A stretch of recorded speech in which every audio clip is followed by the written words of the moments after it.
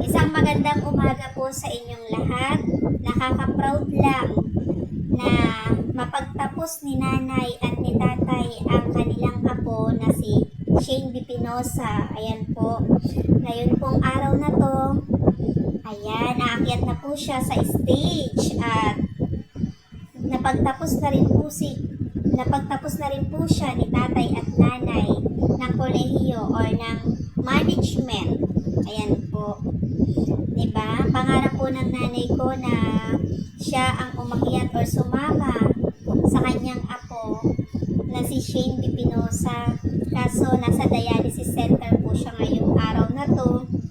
At alam ko naman na hindi niya masasamahan kaya po ayan at nakakalungkot dahil hindi niya rin makikita ng pag-akyat niya sa kanyang sa stage ng aking pamangkin.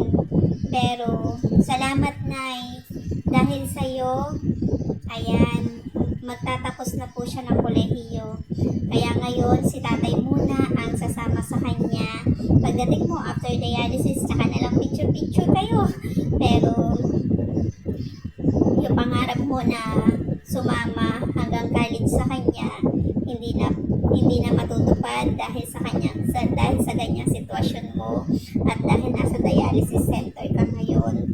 Pero proud po ako sa iyo Nay at kay Tatay Alex dahil kahit nasa ganyang sitwasyon ka na kaya nyo na pagtapusin si Mise.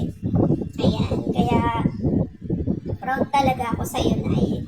Ayan po, natupad na pangarap mo, ang inaasam mo na mapagtapos mo po ng college si Shane or ang iyong apo.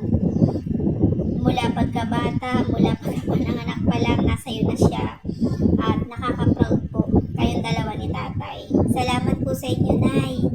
Sana lumakas ka pa, bigyan ka pa ng mahabang buhay ng buong may kapal. Ayan na po, si tatay na po ang sasama muna sa kanya. Mamaya na lang kayo picture. O, diba? Kaya talagang sinabi ko kay tatay na siya na ang sumama. At first time niya nga attend dahil mula kinder, grade 6, college, high school, senior, kayo na po ang kasama sa graduating ng inyong apo. Ngayon si tatay naman. Yan. Salamat po sa buong may kapal. At yan na po. Natupad na ang pangarap ng nanay na mapagtapos siya. Salamat. Salamat guys.